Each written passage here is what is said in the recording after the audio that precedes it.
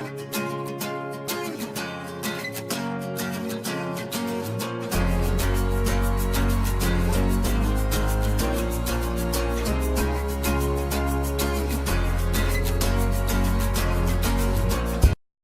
are we, Power fans? Hope all is well. Look, I know the last couple of games we've looked quite ordinary at times. We haven't been at our best. We don't look anything positive as what's been promised to us over the last pre-season. And we've looked pretty much the same as 15 and 16. But just keep your negative comments reserved. We all have an opinion, express it, that's fine. But don't go quick to judge that our results in the JLT series are essentially what's going to be our season. It doesn't look good. We all know that. We can all see it.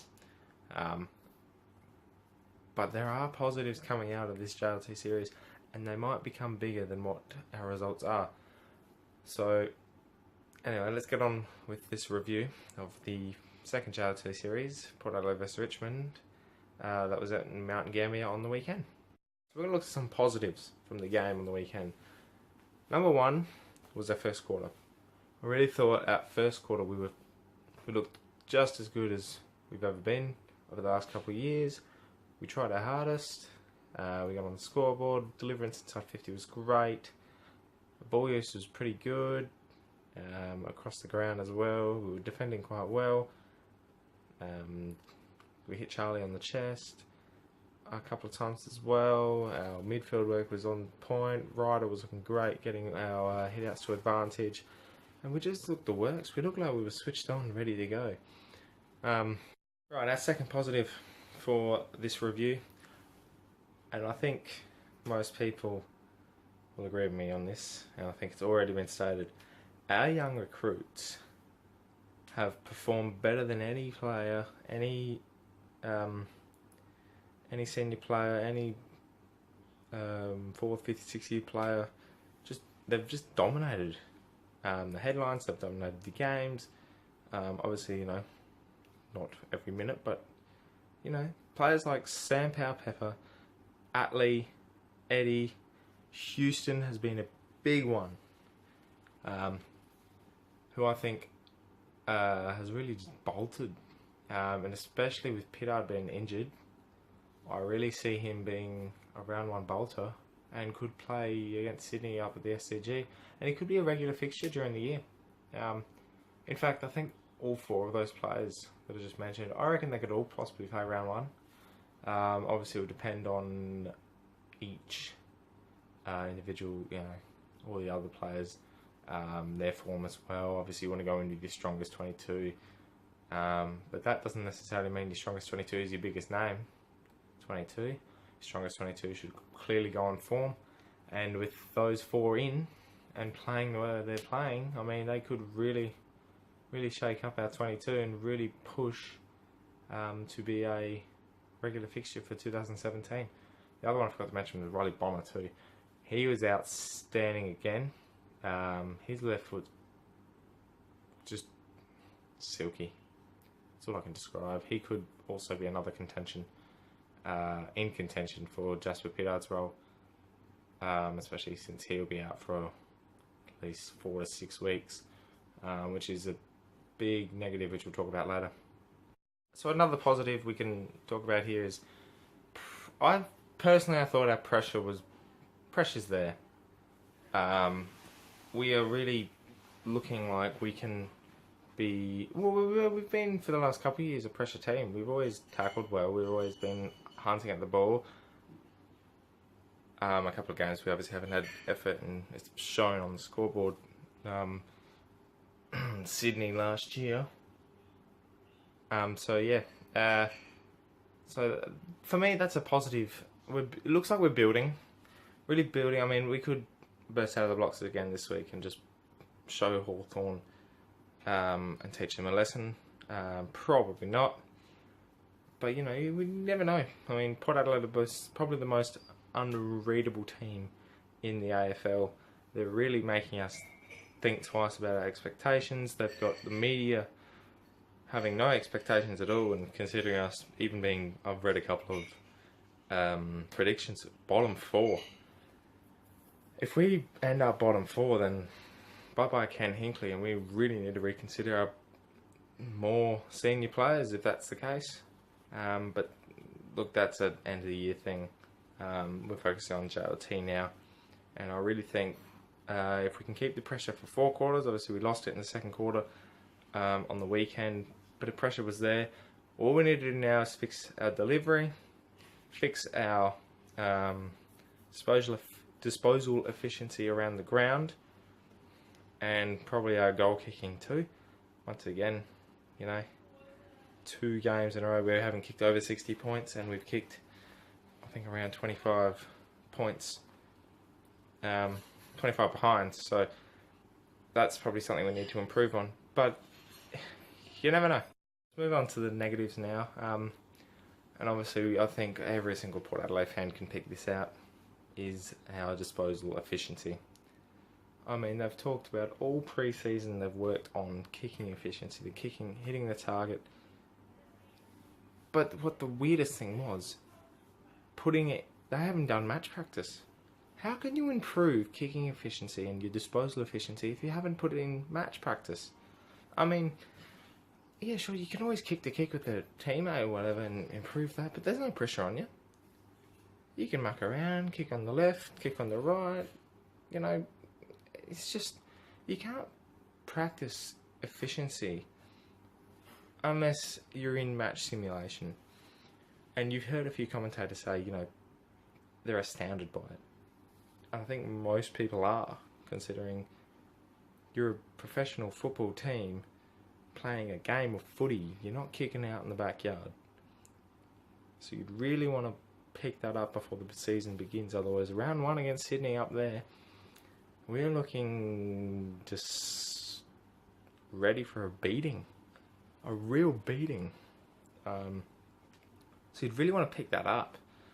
And obviously goal kicking too. Our goal kicking is absolutely deplorable. I mean, it was tough conditions in Mount Gambier. The wind was blowing a gale across the ground, and it was just really tough to get a handle on where to kick, where to aim and stuff. So you can give them a bit of leniency there. But other than that, it really astounds me. No match practice. So you'd want to be practicing that as much as you can before the season starts. And hopefully we do that and improve. Otherwise, round 1 is going to look very difficult. The next negative that's on my list just down there is sustaining our effort for 4 quarters. I mentioned pressure before, and we had that for 3 quarters of the game. Obviously, we didn't convert it on the scoreboard as such. And that obviously links in with disposal efficiency and delivering inside forward 50 to Charlie and all the other key players down there. Obviously, that's why we couldn't hit the scoreboard. But our sustained effort for 4 quarters and being able to sustain that has to be one focus before the season starts. We really have to push ourselves to not mentally fade out in 1 quarter. We started the game well, but it always seems to be the early quarters in the game that we seem to fade out, and then we always have to work our way back into the game to give us some hope. And then by that time, damage has already been done, and we can't do anything about it, which is really tough for us, especially being a younger group. It really tests our fitness. It makes us fit our fitness. Obviously, yeah, we're good in that area. It's probably one of our more better areas that we have, but you can't rely on that every single game. You have to always be on the front foot, putting the foot to the throat and making sure that the other team never has a chance to attack us or the scoreboard. So that's really something we need to look at in the next couple of weeks before round 1. My final negative would have to be injuries. Poor Jasper Pittard, probably our best player last year. Looked once again to be prepared for another good year, and for him to get a hamstring injury for so early in the season, possibly be out for 4 to 6 weeks, which means he'll probably miss rounds 1, 2 and possibly 3. So it's just really tough on him. And that's probably something Ken will have to reconsider for this week. Maybe even drop a few players just so, you know, they're on ice ready for round one. Otherwise, we can't risk any more injuries, especially with the amount of pressure we're putting on ourselves, let alone from people outside. So that's probably a bigger negative than anything, is injuries. And I stated in a couple of videos ago that hopefully no injuries will come, and that we keep a best 22 on the park every week. But yeah, the other one was Wingard too. He had a corky, I'm pretty sure, so I think he'll probably be on ice this week. Don't risk it for him, otherwise there'll be another star player down.